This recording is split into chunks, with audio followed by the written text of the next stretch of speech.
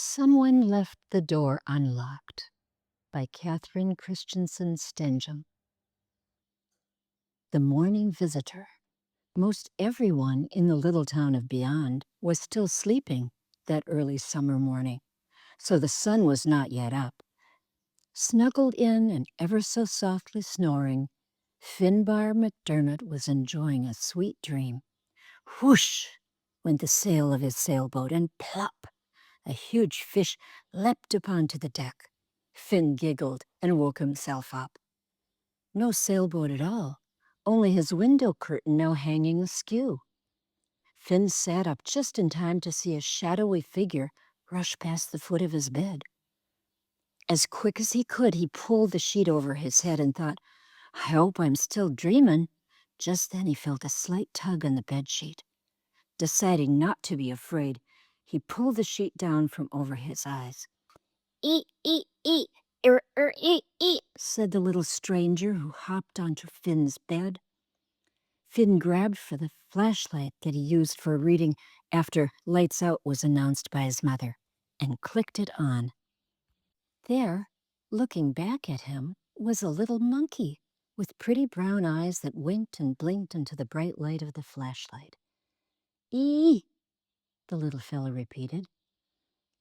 By this time the sun had begun its ascent, and Finn's room became light enough for him to clearly take in the incredible sight. He had seen monkeys before, of course, at the small local zoo, but never this close up. "Hey, little guy, where did you come from? Did you escape from the zoo?" The monkey cocked his head as though he was listening intently and made the funny squeaky sound again. Finn noticed that the monkey wore a silver collar around his neck.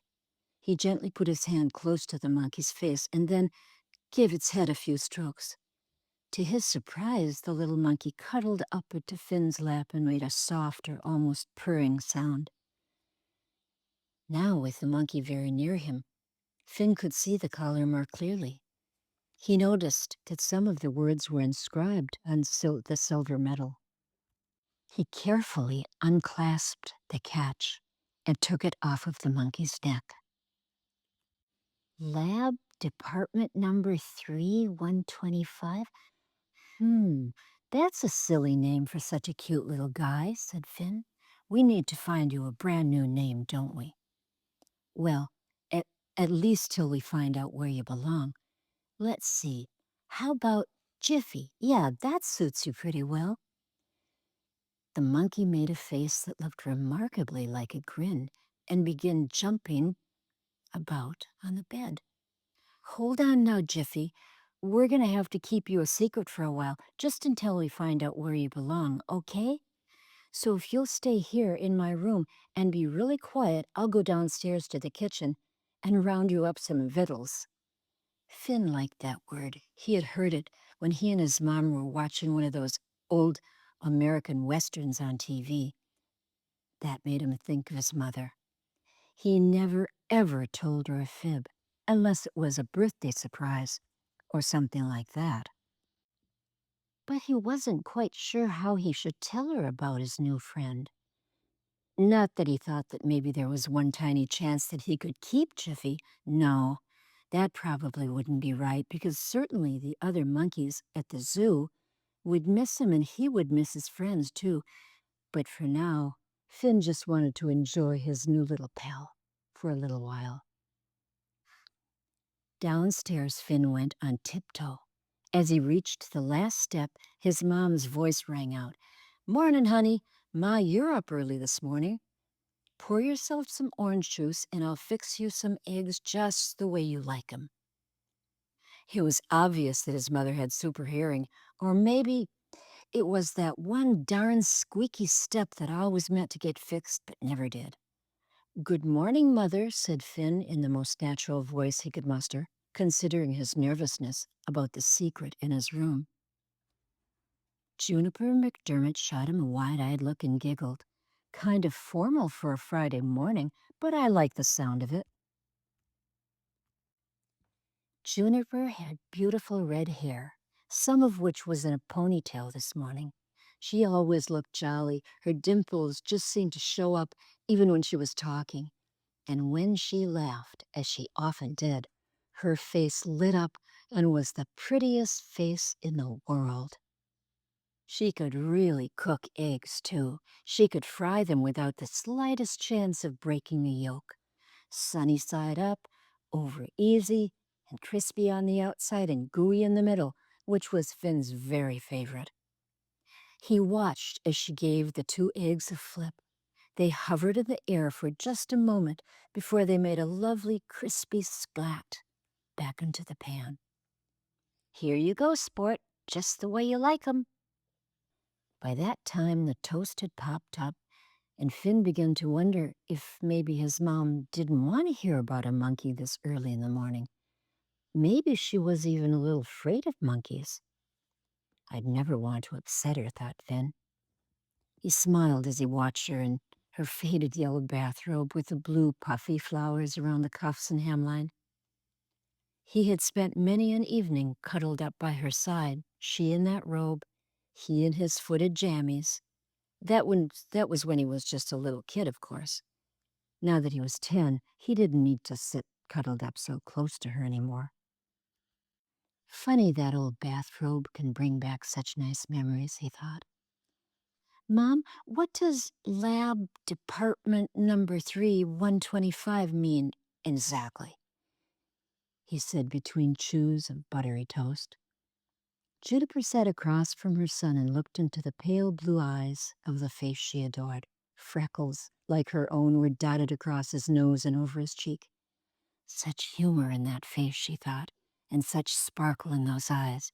She reached across and caressed the golden red hair of her wonderful child, who was growing up too fast. "Mom? Mother?" Finn could see she had a glisten of tears in her eyes. Are you okay, Mom?" "Yes, kiddo," she said as a big dimpled smile crossed her face. "I'm very okay. Now, what did you ask me?" "Lab department number 3, 125. What does that mean exactly?" "Gee, honey, I don't really know. Where did you see that?" Suddenly, the telephone began to ring and saved that answer for another time. Juniper's sister Madeline was calling, as she did nearly every day. Finn loved his Aunt Mattie, and his Uncle Dill was the best friend a guy could ever have. Dylan McDermott married Madeline Mahoney just 2 months after Donovan McDermott had married Juniper Mahoney. The 2 sisters were just a year apart in age, and the 2 boys had 3 years between them. They all had grown up together in the same little neighborhood in the small town of Beyond. When Finn was just 2 years old, Donovan went off to serve his country. Now in the bottom drawer of Juniper's dresser, there is a carefully folded American flag. On top of that dresser is a framed picture of 3 smiling faces. Finn used to say, "Tell me, Mama, who's my daddy and where is me?" Then his mother would take the picture down, and they would sit on her bed and look at those happy faces, especially the one very handsome face of the man in the nice cap with the ribbons on his shoulder, who was his daddy. He loved that picture with Mama and Daddy and little Finn in the middle. 3 smiling faces, looking as if time never could change that wonderful moment that the camera had captured. Dill McDermott had stayed in Beyond and looked after the best nephew a guy could ever have. And time went on about its business, as time always does and always will. And Finn still looks at those smiling faces on the dresser top and has memorized all that he's been told about his daddy and feels that he knows him very well. Finn slipped a nice piece of toast in the very best part of the crispy egg white into his napkin. Mother was giggling about something Aunt Mattie had said, so she didn't notice as he quietly left the table and hurried up to his room. When he opened the door, he could see that his room was much messier than he had left it. The monkey was nowhere in sight. "Oh no, I forgot to close the window. He must have jumped out into the roof." Finn carefully put one leg out into the steep green shingled roof. He could feel his foot slip just a little bit, but was determined to go out on that roof and look for the monkey, who would probably be hungry and frightened by now. Finn's mother had been very specific about not ever climbing out on the roof, but he felt that she just might understand his doing it just this once. Just then he heard the familiar squeak and looked back into his window. The monkey was sitting on his bed with one of Finn's slippers on his head. He was very happily eating the contents of the napkin. Relieved, Finn hurried back into the safety of his room. "Hey, Jiffy, did you like that? Everybody likes Mom's eggs." He giggled at the way the monkey was looking at him, seeming to understand just what he said. Taking his backpack from its hook on the closet door, he said, "If you'll get inside, I'll put you on my back and take you for a ride." Fortunately, there was plenty of room in the pack for one little monkey. So off they went down the stairs, stepping carefully over that squeaky step, then out the door onto the porch. There Finn shouted, "Bye, Mom, I'll see you later." "Oh, Finn, honey," said his mother, "Aunt Maddie and I are having lunch together today, so I'll make some sandwiches for you. Tuna salad, okay?" "Yeah, Mom, thanks." "Perfect," thought Finn. "Perfect, Chippy," he said aloud. Friends. Uncle Dill had helped Finn choose his mountain bike on his 10th birthday 7 months ago. It was red and black with a silver stripe, and it rode like the wind on smooth roads and bumpy trails. He loved this bike. Uncle Dill knew about the neatest stuff, such as bikes and cars. Being a policeman, Uncle Dill knew most everything. He'd know what lab department number 3125 meant, for sure, but right now he was at work, so right now there was no chance to ask him. Finn turned down Main Street, where his buddy Duncan lived. There he was, mowing the small side yard on the street side of the house. "Hiya, Finn. What's news?" he said. Duncan lived with his father in the little brick house on the corner of Main and Sunrise Streets. His father, Daniel O'Donnell, taught 10th grade English and history, and because of his strong belief that to be educated is to be free, Duncan was encouraged to learn whatever he could whenever he could. His father's personal library was always available to his very curious mind. Duncan was 12 and very knowledgeable on many subjects. "I guess I know a lot of stuff about lots of stuff," he said laughingly. "Hi, Duncan, working hard?" said Finn as he pedaled up to the curb. The front yard was a bevy of flowers of every kind and color. Duncan's father was a hobby gardener and kept the yard and the house in perfect condition. Duncan helped by mowing the small area of grass on the side of the house each week, and every summer the two of them would repaint the window trim on the front porch. Though the house was old, it was well cared for and looked almost new. "No, I never work too hard, ha ha. I'm about done here. Do you want a soda, Finn?" The two boys sat on the front porch swing. Finn had carefully set the backpack near his feet. He brought the silver collar out of his pocket and handed it to Duncan.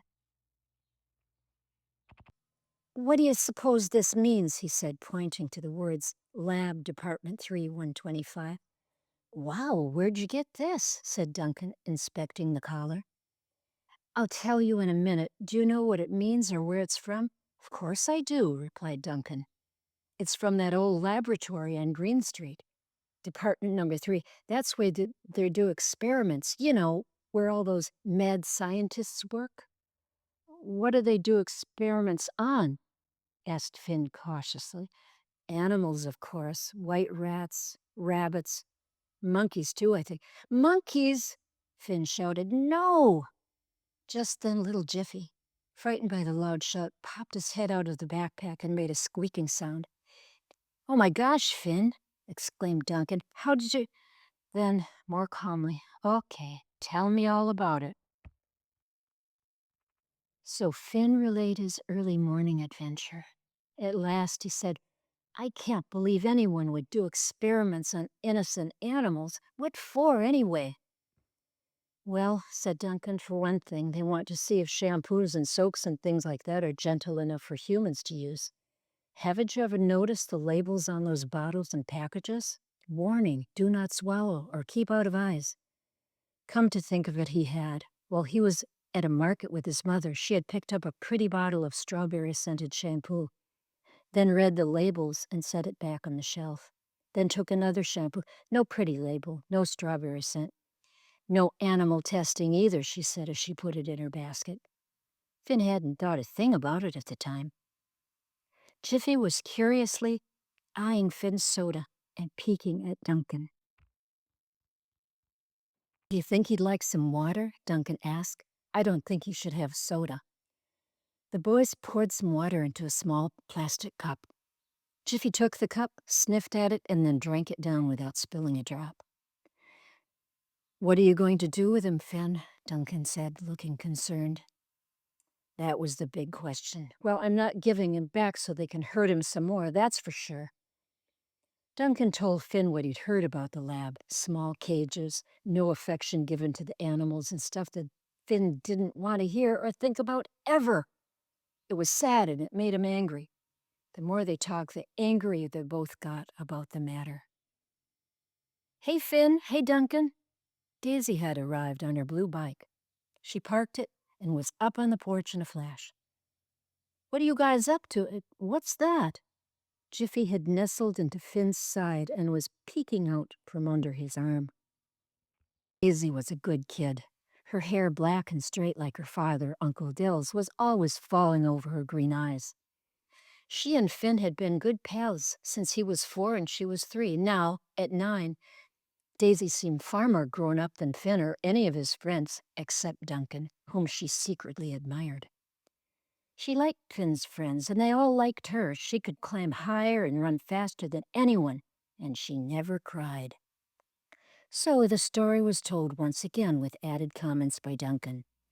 That's just horrible, said Daisy angrily. We need to do something about that right away.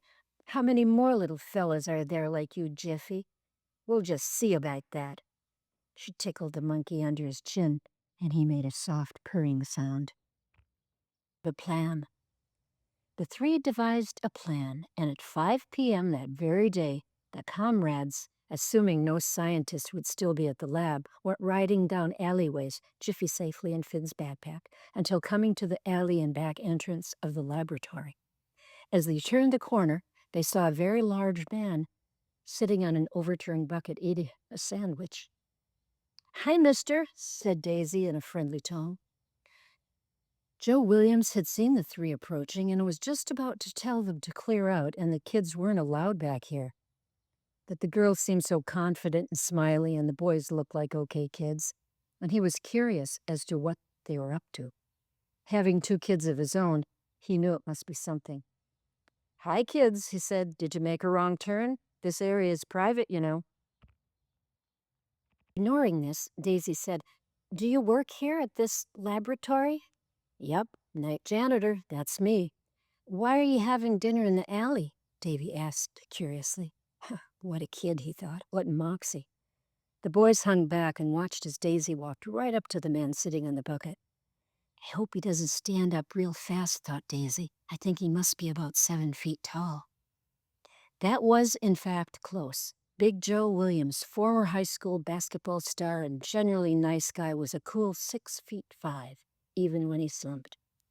Joe had seen some bad luck in the last couple of years, and now, at 40, he found himself working with his body, not his wonderfully creative mind, at jobs he felt had to take because he was raising a daughter and a son alone. Rain and Ethan were smart kids, both in junior high now, and doing fine work at their school. Joe hated working at the lab. He hated what went on in Department 3, but he had food and clothes to buy and rent to pay. The only good thing about the job was that he could interact with the lab animals while he fed them and cleaned their cages. It was a shame that labs used animals like that, but what could he, one guy, do about it? So he kept his feelings to himself, not wanting to worry his kids. They'd have to learn about things like that soon enough in life. Both of Joe's children had after school jobs. 15-year-old Ethan worked at the art museum in town, doing whatever was needed. He considered the job a paying education because he learned something new every day. He hoped to become curator of a large art museum someday, so he watched and listened and read as much about art as he could get his hands on. Rain, at 14, was out to save the world with concern and kindness and healthy eating. She was presently promoting organic veggies. She worked at the veggie market after school and on Saturdays ran the place almost single-handedly. Many of the veggies came from her Granny Zelda's hobby farm and were organically grown with love, water, and sunshine. The sandwich Joe was eating this evening was cucumber, alfalfa sprouts, and tofu on whole grain bread with a special miso sauce, one of Rain's creations. He had to admit it tasted a lot better than it looked. Sometimes he felt he was slipping into total vegetarianism thanks to his daughter. Well, to answer your question, said Joe, I'm having my dinner here in the alley because the air out here is fresh. The sun will be bright orange and lighting up the sky soon. And I don't want to miss any of it. That's why. Kids these days, thought Joe. So bold. He would never have approached an adult when he was a boy, much less ask such questions. The truth is, kids, the boys had now felt brave enough to come closer. The air inside is pretty stale. Too many animals in too close quarters. That's what we heard. Oh, I'm Daisy. This is Finn, and he's Duncan. Nice to meet you. I'm Joe Williams. Now, what can I do for you kids? Can we have a look at those animals, Joe? Said Daisy. No, you wouldn't want to do that, he said. It's not a happy sight, I'm afraid. But Joe, she said insistently, we would be really quiet and we're really interested in scientific stuff. Finn could feel that Jiffy was becoming very nervous. He slid his hand into the backpack and gently stroked the monkey's head. Don't worry, he whispered. You're not going back in there. Why not let them see, thought Joe. These youngsters may be the doctors and scientists of the future. Maybe they'll find another way and leave Mother Nature's creatures to live where and how she intended. Then just maybe things will change. Okay, kids, but please keep your voices down. The animals are familiar with me, but they don't know you and might become frightened, and we don't want that. Their days from 7 a.m. to 4 p.m. are pretty tough, so they are all resting now and waiting to be fed. Finn knew he couldn't leave Jesse outside alone, nor would he take him inside. I'll stay out here and wait for you, okay? He said. Lab, Department Number 3. The interior of the lab was dark and dreary and quite smelly. Joe had not yet begun cleaning the cages for the day, but the floor he had finished was spotless and shiny, even in the dim light. Here are my buddies, said Joe. I guess I'm the only buddy they have. The first cage contained the white rats. They were snuggled up together in a pile, looking like soft pillows with a pink tail sticking out here and there.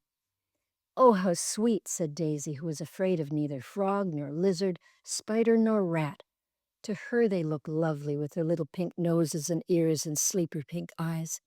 Hello, ratties, she said as she touched her finger to the rungs of the cage near the pile of white rats. One of them stretched and came waddling over to the side of the cage to investigate her finger. The rat sniffed at her finger, then stood on his hind legs and looked into her face. Chubby little guy, aren't you? Daisy said softly so she would not startle the furry fellow. Two more came over to inspect Daisy's finger while the rest continued their slumber. Do you have names, Ratties? She asked. No names, I'm afraid, said Joe. Only numbers. See there on his backside? That's number 7, and there's number 12 and number 2. The numbers were inked on the white fur in green ink. What is number 7 so chubby, Joe? Asked Daisy. 12 and 2 are kind of slim.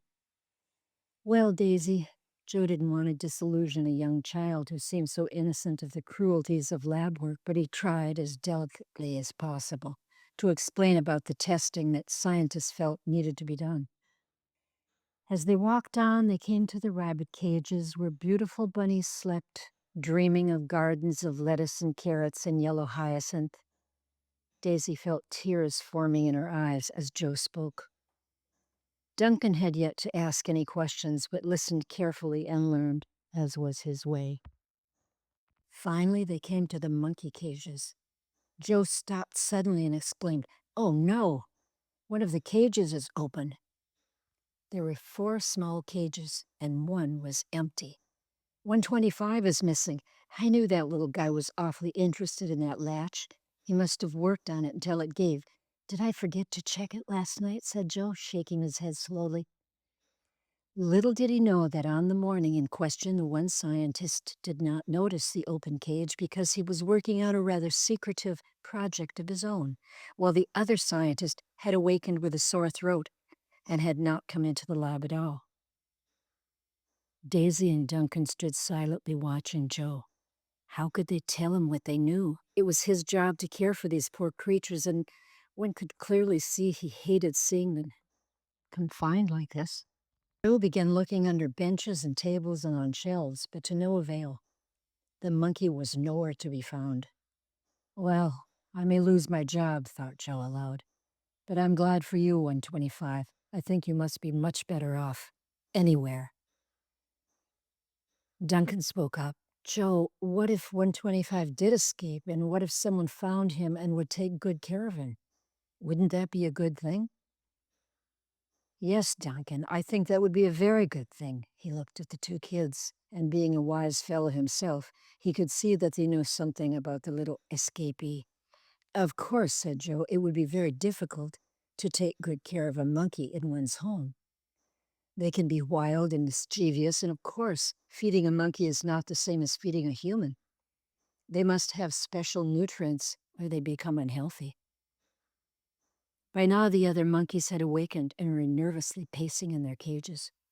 "It's okay, guys. Let's get you some food and water." Each one of them wore the same sort of collar that Jiffy had been wearing, except that each had a different number, and anyone could tell they liked Joe. Joe filled all of their bowls with pellets and water and then peeled a banana for each of them. Every one of the monkeys held onto Joe's fingers when it was his or her time to get a banana. Joe gently stroked each one's head and said, "Good boy," or "Good girl." "What kind of food is that?" asked Daisy. Joe pointed to the large container on the counter. Its label read, "Monkey Nutrient Pellets." "It's a special formula just for this type of monkey," Joe replied. As Joe turned his back to wash a water bowl, Daisy reached into the container and filled both hands, then stuffed the pellets into her jeans pocket. She had never stolen anything in her young life. She surely never would again, but this was an emergency for sure. Duncan raised his eyebrows and looked into Daisy's face. She smiled and winked.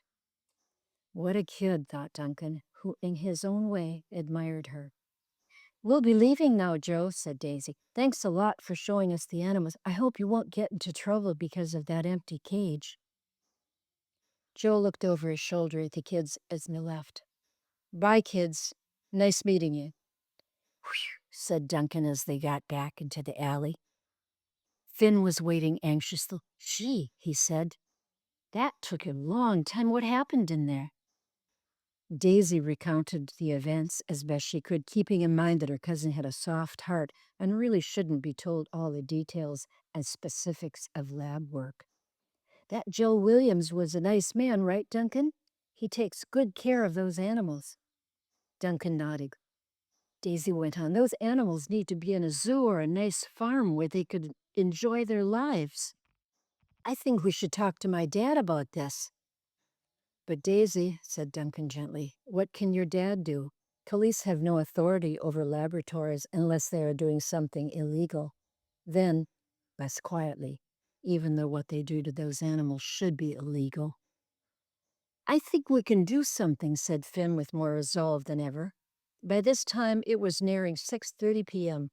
Mothers and fathers would be starting to worry, so home they went, each trying to think of how they would explain the late hour.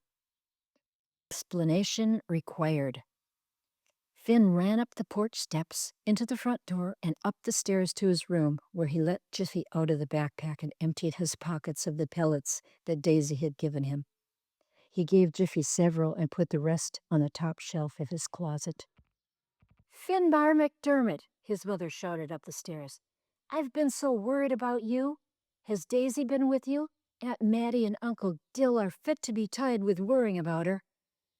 Finn slowly descended the stairs, wondering how much he should tell his mother. "Yes, she was, and I'm sorry for being so sorry doesn't cut it. No later than 5:30, remember? And I know you weren't home for lunch because your sandwiches are still in the fridge." Although Juniper wasn't smiling now, her dimples still showed in her rather red face. She followed Finn into the kitchen, feeling a little confused.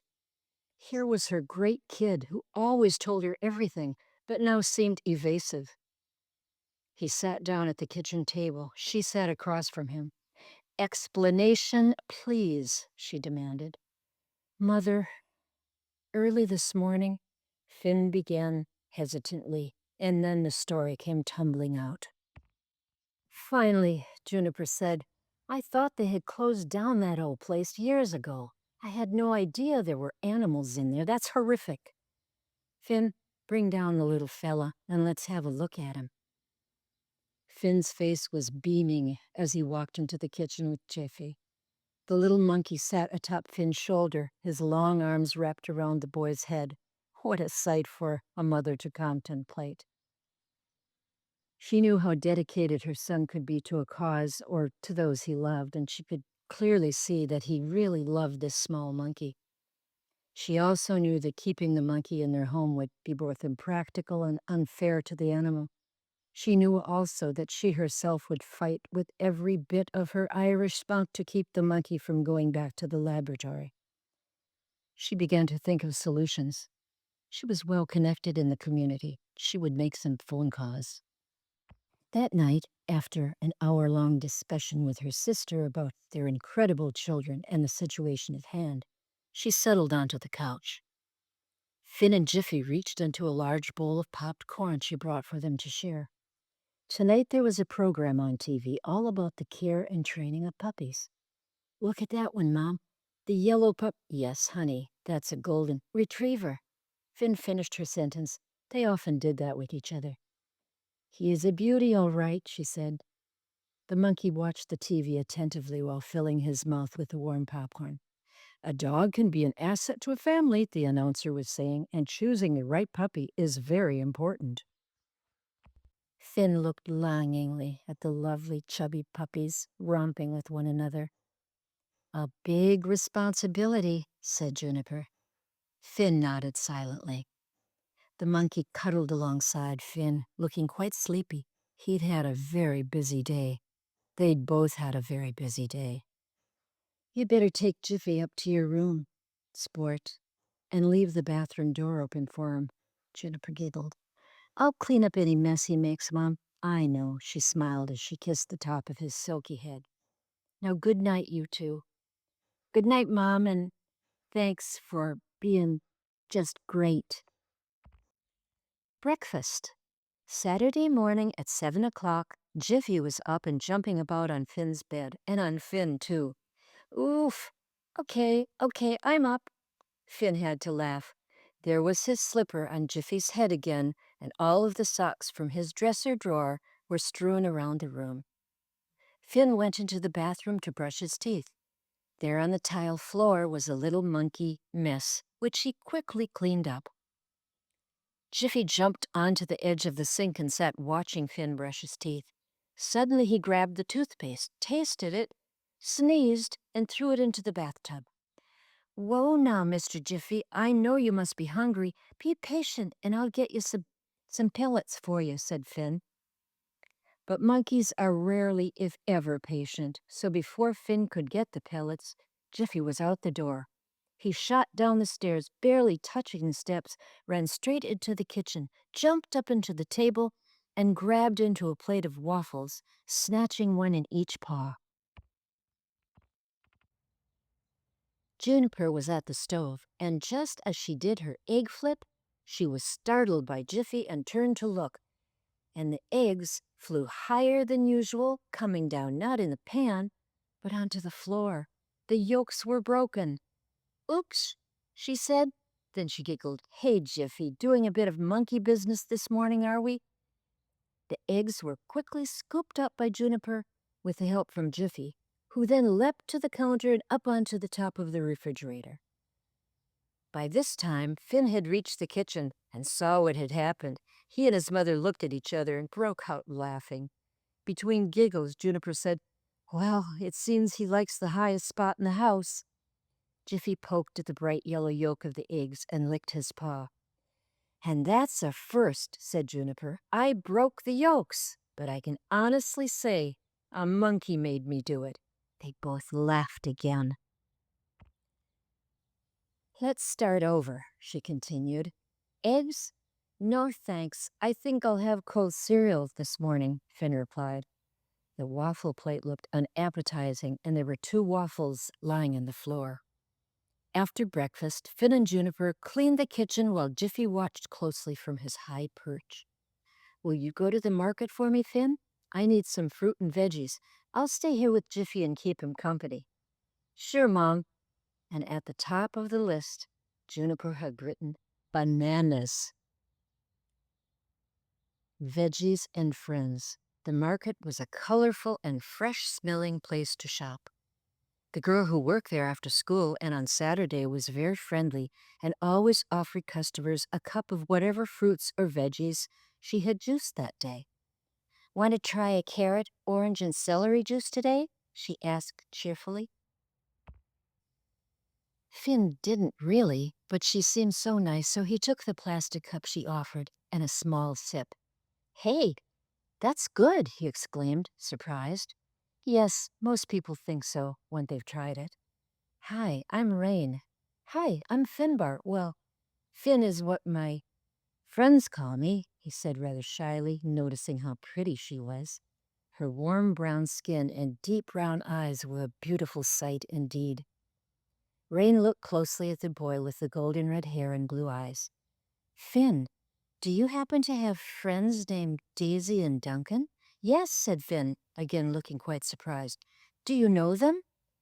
"Well, my father mentioned how he had met 3 kids last evening at one of the places he works, the old laboratory on Green Street. His name is Joe Williams. I get off at 3 o'clock. My brother Ethan and I will be home by then, too. Why don't you and your friends come to our house then? I'll make some lemonade and we can sit on the porch and talk some more. It's 207 Bluebird Lane. Can you find it?" "Sure I can. We'll be there." Finn hurried home with his bag of groceries. "Mom, guess who I met at the veggies market?" "Oh, you'll never guess, so I'll just tell you." And while peeling a banana for Jiffy, he did. And that was how Finn, Daisy, and Duncan became fast friends and comrades with Rain and Ethan. The big plan.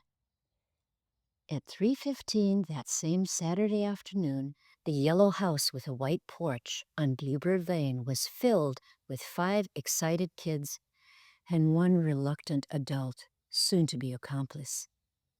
Joe listened carefully to his children and these 3 new friends whom he had previously met at the lab under unusual circumstances. They planned to rescue the animals from the lab. Rain and Ethan would take the bunnies to Granny Zelda's hobby farm. She had happily agreed to take them all when Rain had spoken to her earlier, for she remembered the Easters of her youth. The baby bunny she always received with cowed eggs in a basket ultimately grew too large for the little house in town and was taken to her uncle's farm, where he would surely live happily with the bunnies of previous Easters. "Somehow those bunnies got wild and ran away," said Uncle Ned when the young Zelda had asked, "Where are all of my buddies?" But these bunnies, thought Granny Zelda, would never get wild and run away. She just knew they would be tame and would sit on her lap while she sang and fed them baby carrots and pansies as a special treat. "Yes, honey, I will take them all," she had said. Joe sat and listened to the whole plan, then said sadly, "But kids, I really can't help you. I'd lose my job, and I need that one. Daddy, said Wren sweetly, that's never been a good place for you to work. Ethan spoke up. Yeah, Dad, we've seen how sad you are sometimes when you come home from that lab. Please, Daddy, said Rain, just accidentally leave the door unlocked. And so he did. Joe Williams quit his evening job that Saturday at 5 p.m. It didn't require giving notice. He could easily be replaced, perhaps by someone younger whose heart hadn't grown quite so soft. Their rescue. So, with backpacks and boxes with holes punched in them for air, the little Freedom Army of 5 marched into the laboratory, flashlights on. They unlatched cages and coaxed the soon-to-be former prisoners into freedom and into the light of day, with the promise of many happy times to come. Everyone took a pocketful of the monkey pellets, a few days' supply. Just when they were ready to leave, the lights came on. The Animal Rescue Brigade, I presume, said Officer Dill McDermott. I saw your bikes in the alley. As he slowly shook his head, a slight smile crept across his face. Finn, Daisy, you could have come to me for help. You know that, don't you? How did you know we'd be here? Asked Daisy sheepishly. A little red-haired bird told me you might be planning a stunt like this, so I decided to do some checking on this lab. Guess what I found out? This department was supposed to have been shut down 2 years ago. That means that keeping these animals for testing purposes was very bad business and quite illegal and inhumane. So let's get these little guys to a safe place where we can plan a next step, okay? Daisy ran over to her father. Oh, Daddy, thank you. You're the best, she exclaimed as she hugged him hard. Dill took his daughter by the shoulders and said, Please, Daisy, and you too, Finn and Duncan, don't ever try to take the law into your own hands again. This could have turned out badly for everyone. Then he thought, it's just lucky that someone left the door unlocked, and chuckled under his breath. Oh, said Daisy, Rain, Ethan, this is my father, Dylan McDermott. And Dad, you already know Duncan. Officer Dill to you kids. And now that we've been formally introduced, I want you all to call on me if ever you need help. I know your hearts are in the right place, but your method this time wasn't the best. He sternly looked at the 5 youngsters standing before him, but actually he was proud to be in their company. New homes, new lives. The animal shelter on Moon Street had been operated for years by friends of Madeline. They were a nice couple that ran the place with their own money, as well as with donations from concerned and generous townspeople. Millie and Ben also encouraged those who were able to give foster care to some of the animals that were brought to the shelter. There were many empty kennels now because most citizens of Beyond were, after all, animal lovers. A nice clean kennel was made ready, and at last the 3 monkeys could be in one place together. They huddled and chattered, perhaps recalling their first and last ride in a police cruiser. Jiffy joined them later on that Saturday night, and although he had come to enjoy Finn's company, Juniper's cooking, and his spot on the big white box, he was happy to rejoin his little monkey family. He was the youngest, the son of 122 and 123, soon to be named Bertrand and Ruby. Little 124 was Jiffy's sister. She was soon to be known as Peridot because of her bright green eyes. Saturday found the little family cuddled in, grooming one another as monkeys are meant to do, all cares forgotten. There was in the shelter that night another little family, a mother dog and her 5 new pups. Some caring person had brought her in 3 weeks ago on a rainy night, cold, hungry, lost, and ready to have her puppies. Millie and Ben had made a nice soft bed for her and had taken good care of her, and now she and her 5 puppies thrived in their care. They had made the decision to keep the mother dog with her silken golden fur and one of the chubby, fuzzy yellow puppies as well. Millie was certain that the other 4 puppies would quickly be adopted, and they were. Monkey Island. Some time later, Daisy, Rain, Finn, Ethan, and Duncan leaned on the rail that separated the public space from the area that was known as Monkey Island. A lovely pond surrounded the island where a new shelter had been built for the animals and equipped with the newest facilities. The shelter and grounds were paid for by the sale of the old lab building. The buyer, who wished to remain an anonymous friend of animals and children, also bought the large building near the pond that had sat empty for years and turned it into a youth center with swimming pool, tennis and basketball courts, bowling alley, roller skating rink, and snack bar. It was a great place for kids to be. Monkey Island had trees and rocks and vines and wonderful jungle gym that rose 20 feet into the air. At the very top, looking very happy with his new living arrangements, sat Jiffy. He was eyeing his friends thoughtfully, perhaps recalling past adventures. Daisy said, Look, Finn, there he is. He's on top of the world. His own happy world. It certainly did look that way. Hey, kids. Joe's smiling face appeared beside them. He now managed the special unit of the zoo known as the Rescued Monkeys Habitat and loved his job. He saw to it that the monkeys got the very best of care and affection. And he had great help, as his son and daughter and their new friends volunteered regularly. Finn, Duncan, and Daisy were there to help every day after school, and on Saturdays too, learning all about the monkeys and how intelligent they are.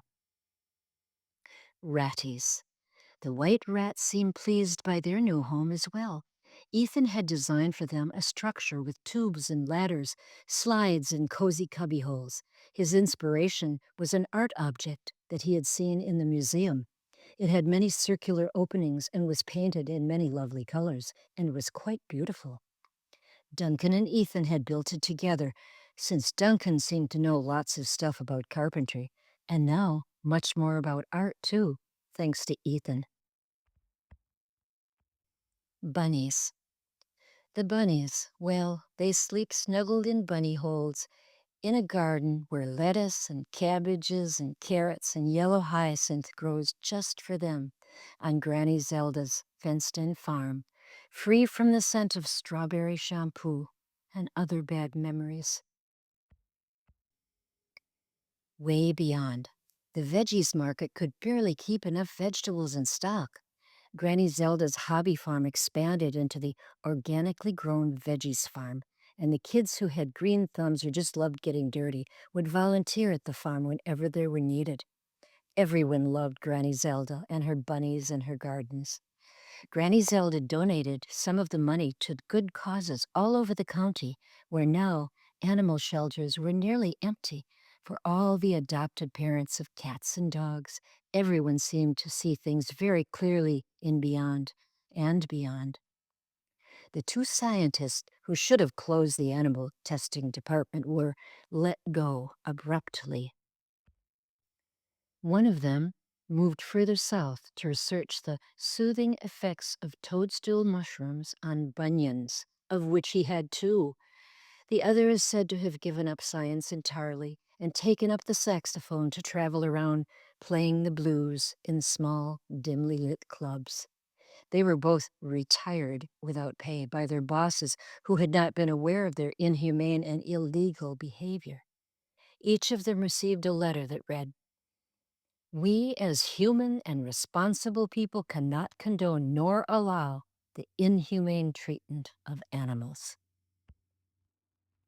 Now, all is well tonight in the little town of Beyond. Finn snores softly into the downy fur of Ginger, the yellow puppy sleeping on his pillow. She was a gift from Finn's mother for just being you, Juniper had said. She was the nicest, smartest, prettiest mother in the whole world. That Finn knew for sure. A few blocks away, Daisy sleeps peacefully her arm around Golden Girl, Goldie for short, who snores softly, as does Daisy. On Main Street, Duncan's bedside light is on. He is reading The Care and Training of the Golden Retriever Puppy. He had found the book in his father's library. Inside the book was an old photo of his father as a young boy with a beautiful dog beside him. The back of the photo read, Danny, age 12, and King, best of friends. On Duncan's quilt, a chubby puppy sleeps, not knowing that his training is being carefully planned by the boy who knows lots of stuff about lots of stuff. And on Bluebird Lane, a fuzzy, sleepy romper snuggles into the warm embrace of Big Joe Williams, who has scooped him up from his cushion on the floor. Joe had never owned a dog when he was a boy, but had always wished to. We will enjoy this one, he thought. And they will.